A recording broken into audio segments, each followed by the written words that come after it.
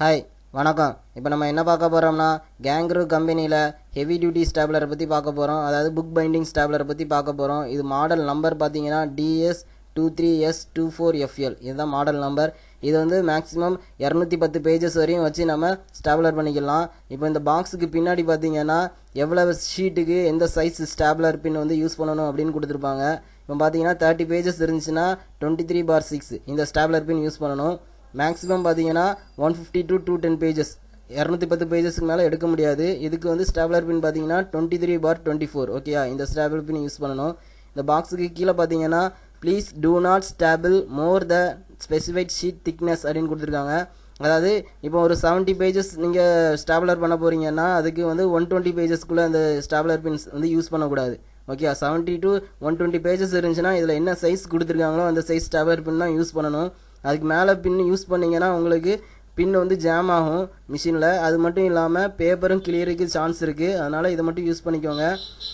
இப்போ நான் அந்த ஸ்டாப்லர் பின் காமிக்க பாருங்கள். இந்த இருக்கா 23/17H அந்த மாதிரி கொடுத்துருப்பாங்க. ஓகேயா, இதில் பார்த்துக்கோங்க. நீங்கள் எவ்வளோ பேப்பருக்கு எத்தனை சைஸ் ஸ்டாப்லர் பின் யூஸ் பண்ணணும் அப்படின்னு பார்த்துக்கோங்க. பார்த்து கரெக்டாக லோட் பண்ணிக்கோங்க. அதுதான் ரொம்ப முக்கியம். இப்போ நம்ம அந்த மிஷினை பற்றி பார்ப்போம். இதில் மேக்ஸிமம் வந்து 23/24 இதுதான் அது.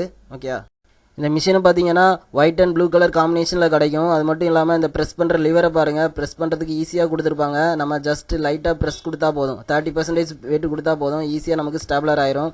இப்போ அது மட்டும் இல்லாமல் இந்த இதில் பார்த்தீங்கன்னா ஸ்டாப்லர் பின் ஸ்டோர் பண்ணுறதுக்காக ஸ்பேஸ் கொடுத்துருப்பாங்க. இதில் நம்ம ஸ்டாப்லர் பின் வந்து ஸ்டோர் பண்ணி வச்சுக்கலாம்.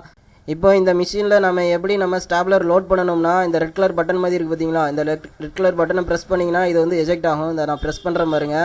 இந்த ரெட் கலர் பட்டனை ப்ரெஸ் பண்ணுங்கள். இது ஆட்டோமேட்டிக்காக எஜெக்ட் ஆகும். இப்போ நம்ம இதில் ஸ்டாப்லர் பின் வந்து லோட் பண்ணிக்கிற வேண்டியதான். நம்ம எவ்வளோ பேப்பர் வந்து பைண்ட் பண்ணணுமோ அதுக்கு ஏற்ற மாதிரி ஸ்டாப்லர் பின் வந்து சூஸ் பண்ணிக்கோங்க. சூஸ் பண்ணி இதில் ஜஸ்ட்டு ப்ளேஸ் பண்ணி நம்ம ஜஸ்ட் இதை வந்து ப்ரெஸ் பண்ணால் போதும். இது உள்ளே ஜஸ்ட்டு ப்ரெஸ் பண்ணி அமுக்குனா போதும், லாக் ஆயிரும்.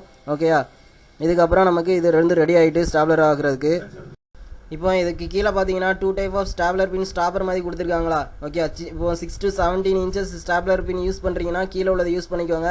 அது 17 இன்ச்சஸ்க்கு மேலேனா மேலே உள்ளதை யூஸ் பண்ணிக்கோங்க. அதை எப்படி நம்ம ரொட்டேஷன் பண்ணணும்னா கீழே ஸ்ப்ரிங் மாதிரி இருக்கா, இந்த ஸ்ப்ரிங்கை வந்து உள்ளே ப்ரெஸ் பண்ணுங்கள். ப்ரெஸ் பண்ணிங்கன்னா மேலே இது இப்படி எஜெக்ட் ஆகும். இது மேலே நம்ம ரொட்டேஷன் பண்ணி எந்த சைஸ் வேணுமோ அந்த சைஸை நம்ம ஈஸியாக செலக்ட் பண்ணி அதை மாற்றிக்கலாம்.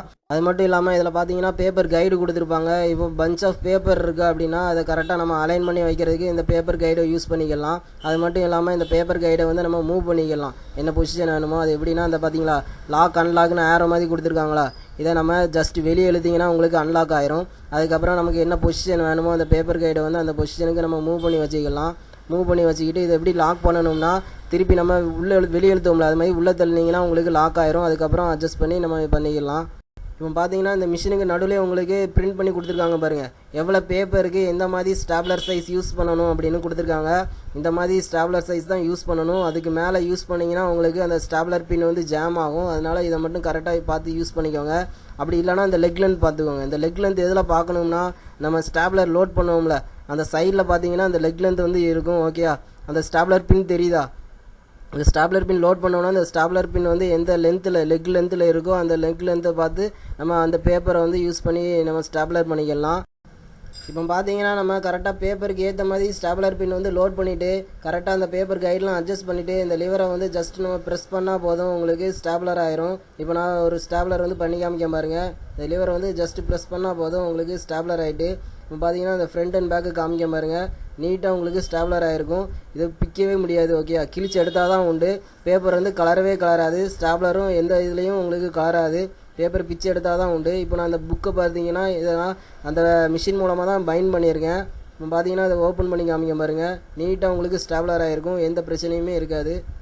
இப்போ பார்த்தீங்கன்னா இதில் கொடுத்துருக்குற மாதிரி நம்பர் ஆஃப் பேப்பர்ஸுக்கு எந்த மாதிரி ஸ்டாப்லர் பின் சைஸ் வேணுமோ அதை கரெக்டாக நீங்கள் சூஸ் பண்ணி லோட் பண்ணி நீங்கள் பைண்டிங் பண்ணிங்கன்னா உங்களுக்கு புக் பைண்டிங் வந்து நல்லா ஸ்ட்ராங்காக இருக்கும். இந்த வீடியோ பிடிச்சிருந்துச்சுன்னா சப்ஸ்கிரைப் பண்ணுங்கள், லைக் பண்ணுங்கள். தேங்க்யூ.